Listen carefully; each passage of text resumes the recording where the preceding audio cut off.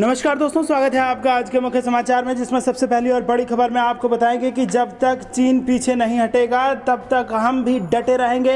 लद्दाख में गतिरोध पर बोले आर्मी चीफ। दूसरी बड़ी खबर में जिक्र होगा कि चीन के जाल में फंसा पाकिस्तान, वैक्सीन के बदले में BRI परियोजनाओं की स्वीकृति की रखी शर्त।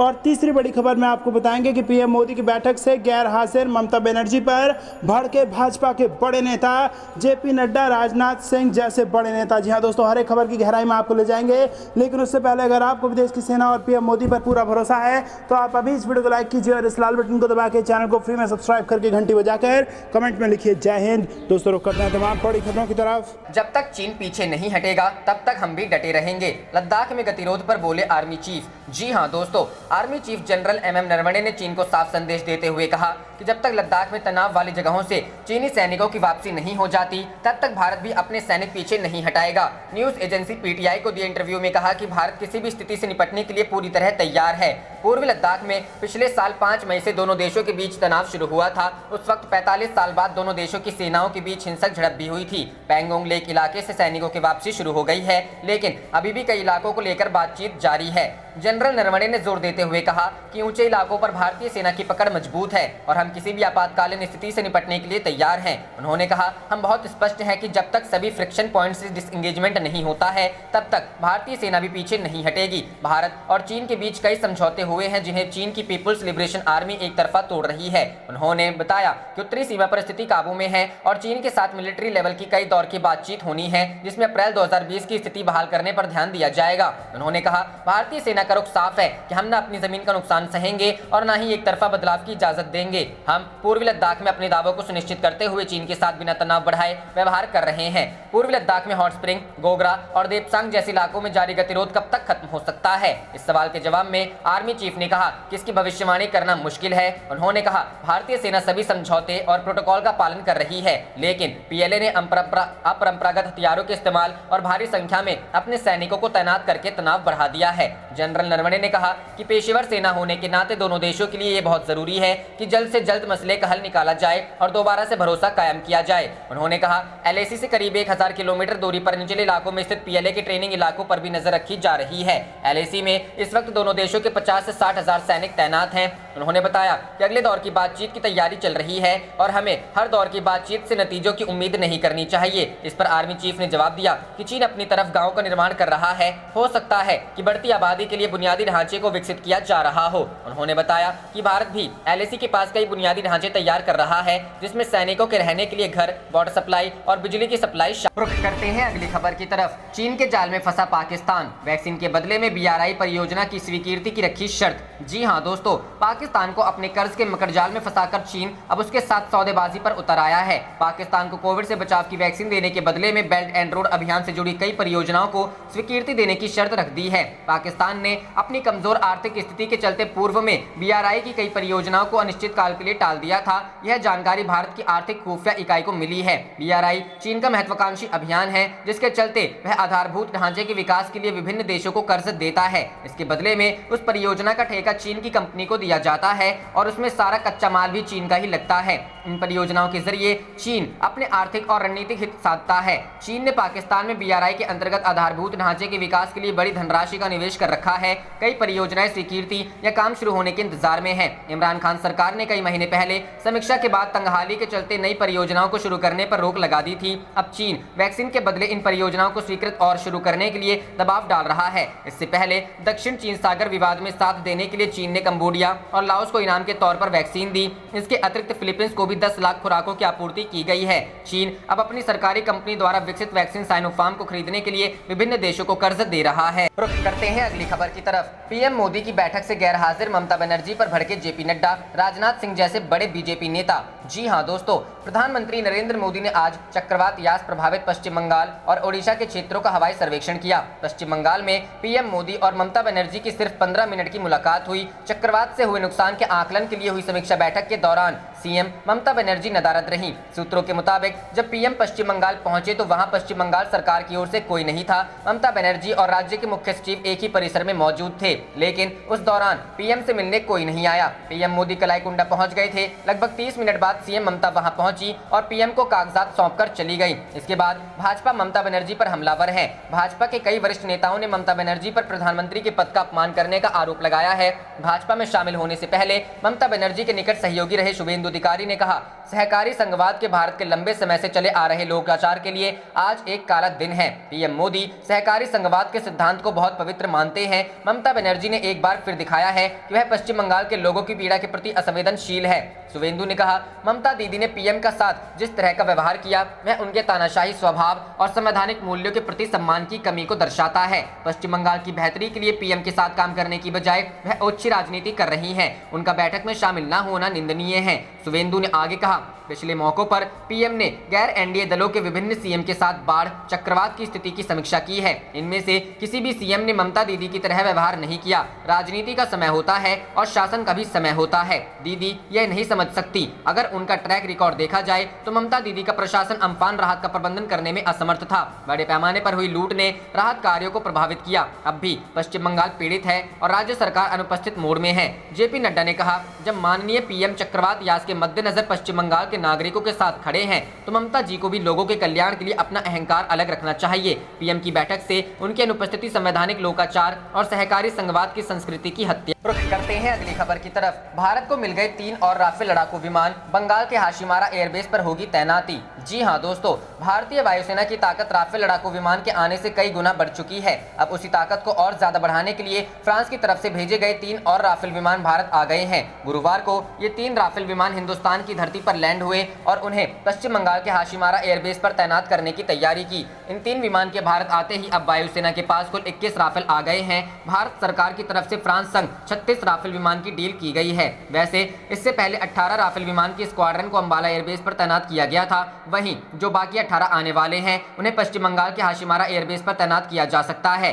राफेल विमान की भारतीय वायुसेना के लिए अहमियत काफी ज्यादा है। जिस समय भारत चीन संग सीधी टक्कर ले रहा हो और पाकिस्तान संग भी तल्ख रिश्तों का दौर जारी हो, ऐसे में अपनी सैन्य शक्ति को बढ़ाना काफी जरूरी है। इसी कड़ी में सरकार की तरफ से फ्रांस संग 36 राफेल विमान की डील की गई थी और अब तक 21 राफेल भारत को मिल चुके हैं। बता दें कि ये सभी राफेल फाइटर विमान MICA और Meteor air to air missile से लैस है। इसके अलावा इनमें SCALP air to ground cruise missile से हमला करने की क्षमता मौजूद है। इस विमान की एक खूबी ये भी है कि एक बार में ही 14 जगहों पर सटीक निशाना दाग सकता है। इन्हीं खूबियों को देखते हुए कहा जा रहा है कि इन विमानों की तैनाती से उत्तर और पूर्व में भारत की हवा और जमीन में मारक क्षमता में जोरदार इजाफा होने जा रहा है। जानकारी के लिए बता दें कि भारत सरकार द्वारा साल 2016 में फ्रांस संग 36 राफेल विमान का सौदा किया गया था। इस डील को 59,000 करोड़ रुपए में पूरा किया गया था। तब उस समझौते पर सवाल तो कई बार उठाए गए, लेकिन भारत में राफेल विमान की उपस्थिति लगातार दर्ज होती रही। कहा जा रहा है कि साल के अंत तक भारत को बाकी राफेल विमान भी मिल जाएंगे, जिसके बाद वायुसेना की ताकत कई गुना तक बढ़ जाए। रुख करते हैं अगली खबर की तरफ। सेना प्रमुख नरवणे ने कहा,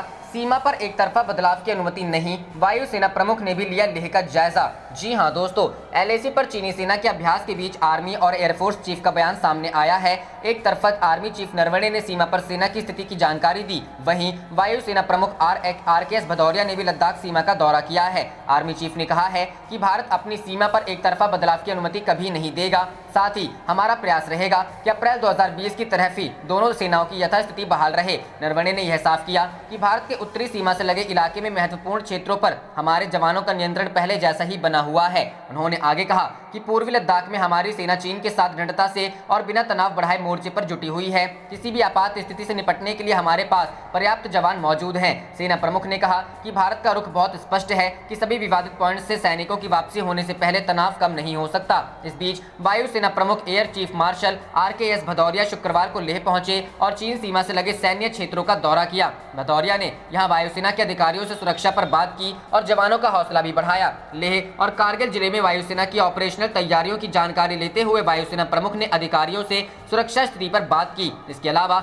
लेह में उपराज्यपाल R.K. माथुर से मिलकर लद्दाख के सुरक्षा हालात के बारे में जानकारी दी। मार्च 2020 के बाद लद्दाख में वायुसेना ने अपने विमानों से 686 टन सामान लद्दाख पहुंचाया है। कोरोना संकट के बीच स्वास्थ्य सुविधाओं को बेहतर बनाने के लिए 52 टन मशीनरी और बुनियादी ढांचे से संबंधित सामान भी वायुसेना द्वारा पहुंचाया गया है। पुणे में राष्ट्रीय रक्षा अकेडमी पहुंचे नौसेना प्रमुख एडमिरल करमबीर सिंह ने वहां कैडेटों के साथ पुश अप किया। नौसेना प्रमुख कल वहां पासिंग आउट परेड की समीक्षा करेंगे। रुख करते हैं अगली खबर की तरफ। नए सिरे से जंग की तैयारी में जुट गया चीन। बंकर बनाने के बाद बॉर्डर पर इकट्ठा कर रहा हथियार। जी हां दोस्तों, पूर्वी लद्दाख की वास्तविक नियंत्रण रेखा को लेकर कई महीनों तक चीन के साथ चले तनाव के बाद एक बार फिर से पड़ोसी देश नापाक हरकत करने लगा है।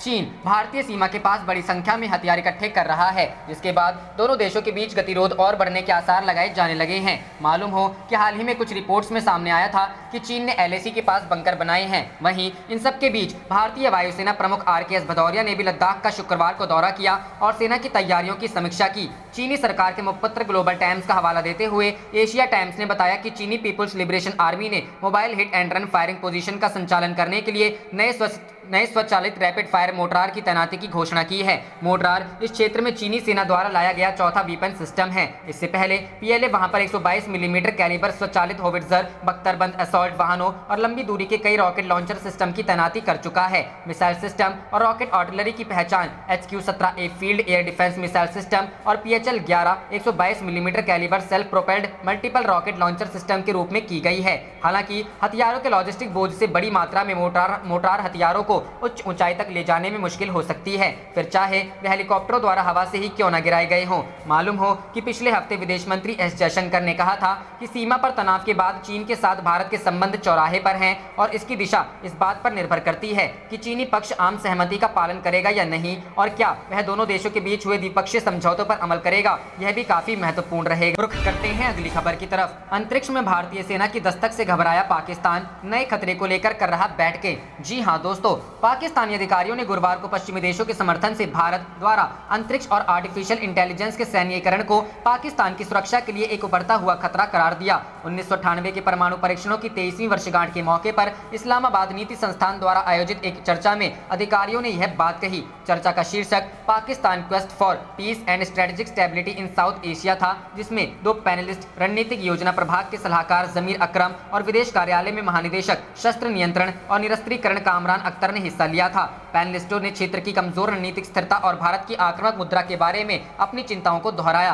पाकिस्तान को देना होगा जवाब। उन्होंने विशेष रूप से उन उभरती चुनौतियों पर जोर दिया जिन्हें अब और नजरअंदाज नहीं किया जा सकता है। राजदूत अकरम ने उल्लेख किया कि भारत अमेरिकी समर्थन के साथ अपने शस्त्रागार में नई युद्ध तकनीकों, साइबर युद्ध, आर्टिफिशियल इंटेलिजेंस, रोबोटिक्स और घातक स्वायत्त हथियारों को एकीकृत करने पर काम कर रहा है। उन्होंने जोर देकर कहा कि पाकिस्तान को इन घटनाक्रमों का जवाब देना होगा और वह आत्मसंतुष्ट नहीं रह सकता। परमाणु परीक्षण की 23वीं वर्षगांठ। पाकिस्तान सेना ने शुक्रवार को कहा कि देश ने भारत के पोखरण परीक्षणों के जवाब में परमाणु परीक्षण कर और विश्वसनीय न्यूनतम परमाणु प्रतिरोधक क्षमता स्थापित करके 2 दशक से अधिक समय पहले इसी दिन क्षेत्र में शक्ति संतुलन फिर से कायम किया था। सेना और विदेश कार्यालय दोनों ने पाकिस्तान द्वारा 28 मई 1998 के परमाणु परीक्षण की 23वीं वर्षगांठ के मौके पर बयान जारी किए। रुख करते हैं अगली खबर की तरफ। इंडो पैसिफिक क्वाड देश चीन को टक्कर देने के लिए शुरू कर सकता है बड़ा प्रोजेक्ट। जी हां दोस्तों, क्वाड देशों में शामिल भारत, जापान, ऑस्ट्रेलिया और संयुक्त राज्य अमेरिका के बीच उनके प्रस्तावित शिखर सम्मेलन से पहले चीन को टक्कर देने के लिए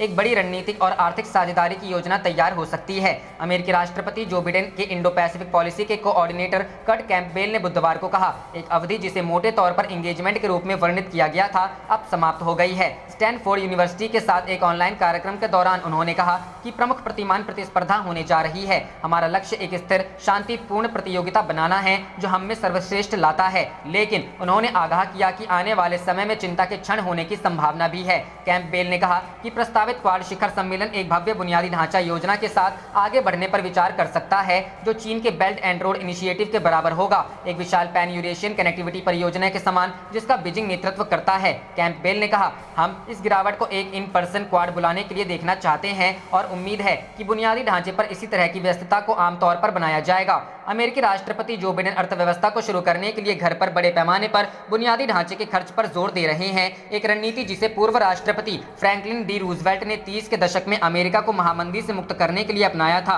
रॉयटर्स रिपोर्ट कर रहा है कि मार्च में बिडेन ने ब्रिटिश प्रधानमंत्री बोरिस जॉनसन को सुझाव दिया था कि लोकतांत्रिक देशों के पास चीन के BRI को टक्कर देने के लिए एक बुनियादी ढांचा योजना होनी चाहिए। चीन के साथ एक लंबी प्रतियोगिता की तैयारी में एक क्वाड कैंडिडेट आर्थिक गठबंधन महत्वपूर्ण होगा। हम एशिया में सब कुछ ठीक कर सकते हैं, लेकिन आर्थिक रणनीति के बिना सफल होना कठिन है। एशियाई लोग आगे बढ़ने के लिए यही खोज रहे हैं। हम क्वाड के बारे में महत्वाकांक्षी हैं। क्वाड पहले ही क्वाड प्लस मैकेनिज्म में बदल चुका है, जिसमें न्यूजीलैंड, दक्षिण कोरिया और वियतनाम भी शामिल है, जो कोविड महामारी से निपटने के लिए है। 3 क्वाड देश भारत, जापान और ऑस्ट्रेलिया भी चीन को बाहर करने वाली वैकल्पिक आपूर्ति श्रृंखला बनाने के लिए मिलकर काम कर रहे हैं। अमेरिकी अधिकारी ने जोर देकर कहा कि भविष्य में और देश क्वाड कोर से जुड़ सकते हैं। कैंपबेल ने बताया कि अमेरिका ने एशिया में जिस ऑपरेटिंग सिस्टम को बनाने में मदद की थी, उसमें कोई गड़बड़ी नहीं हुई है। फिर भी चीन के उदय के कारण यह काफी दबाव में था। कैंपबेल ने जोर देकर कहा कि क्वाड एक विशेष फैंसी क्लब नहीं था। अगर ऐसे अन्य देश हैं जो मानते हैं कि वे हमारे साथ जुड़ना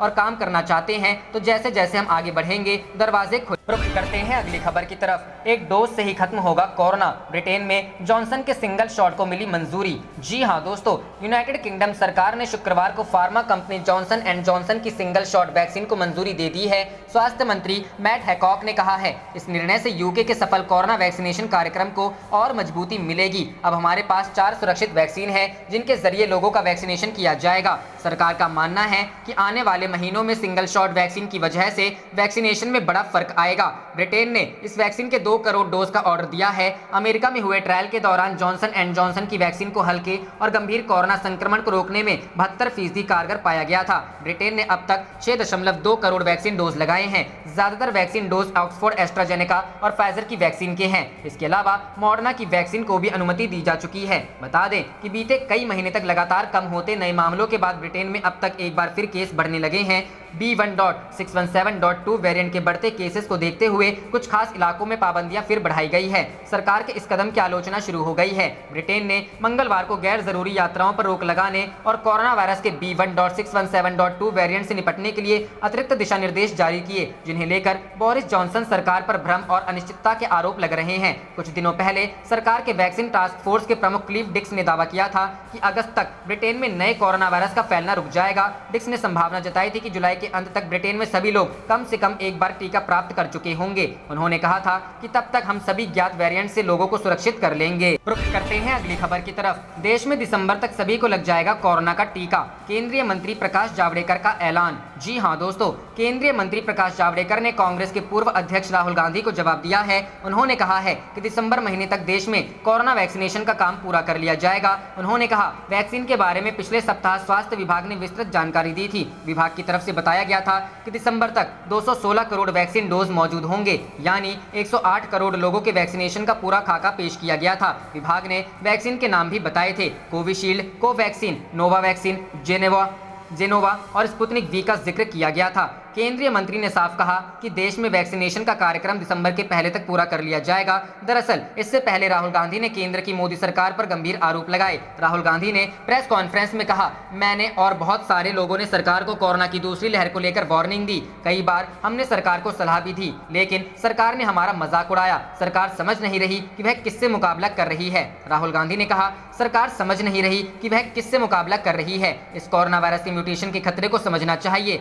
आप पूरे ग्रह को खतरे में डाल रहे हैं, क्योंकि आप 97% आबादी पर वायरस का हमला होने दे रहे हैं और सिर्फ 3% लोगों को टीके लगाए गए हैं। वैक्सीन को बताया सबसे बड़ा हथियार। केरल के वायनाड से सांसद राहुल गांधी ने कहा कि जिन लोगों के पास भोजन नहीं है, जो कमजोर हैं, उनको कोरोना हो सकता है। जिनको कई रोग हैं, कोरोना उस पर हमला करता है। कोरोना को रोकने का एक सबसे बड़ा हथियार वैक्सीन है। मास्क, सोशल डिस्टेंसिंग, लॉकडाउन, ये सब अस्थायी उपाय हैं। रुख करते हैं अगली खबर की तरफ। कोरोना की उत्पत्ति पर ग्लोबल स्टडी करेगा WHO। भारत खुश, चीन नाराज। जी हाँ दोस्तों, दिसंबर 2019 में चीन के वुहान में एक अज्ञात बीमारी फैली, जिसको बाद में कोविड-19 नाम दिया गया। जब तक वैज्ञानिक इस बीमारी के बारे में ठोस जानकारी इकट्ठा करते, तब तक यात्रियों के जरिए ये वायरस दुनिया भर में फैल गया। चीन का दावा है कि वुहान की मीट मार्केट से ही ये इंसानों में आया, लेकिन कुछ विशेषज्ञ इसे लैब में बना हुआ बताते हैं। इसी के चलते WHO ने कोरोना के वैश्विक अध्ययन की बात कही है। WHO के मुताबिक उन्होंने फैसला लिया है कि कोरोना की उत्पत्ति पर एक वैश्विक अध्ययन किया जाएगा, ताकि ये पता चल सके कि कोरोना वायरस कब, कहां और कैसे आया।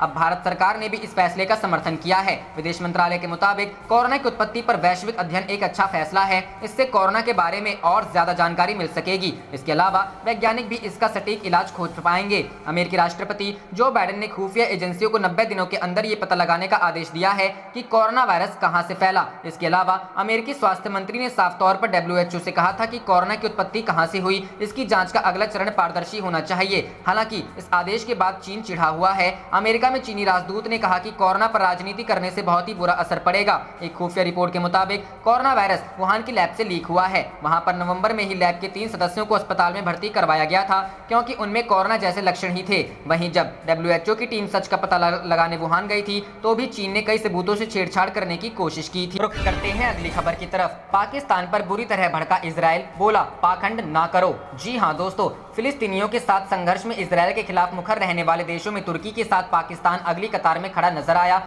आप देख रहे थे आपका अपना चैनल जय हिंद जय भारत।